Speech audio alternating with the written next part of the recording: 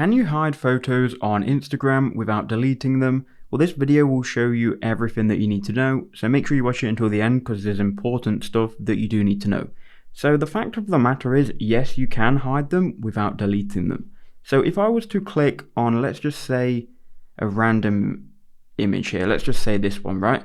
If I was to click on this, I could then go to the three dots in the top right hand corner and I could go ahead and click on archive.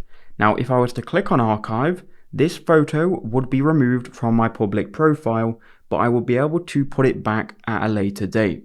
The important thing to note though, is if you do this and you put your photo back at a later date, it won't be in the same position that it was once you archived it, if that makes sense. So if I go and archive like a random photo down here, when I unarchive it, it will appear at the top. So that could be a deal breaker for some people.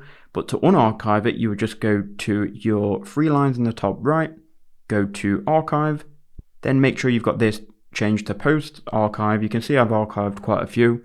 And then if you want to unarchive an image, you just click on the image you want to unarchive, then go to the three dots in the top right, then go ahead and click show on profile. It is going to add it back to your profile, but again, it will put it in the first spot and not the spot that it was before.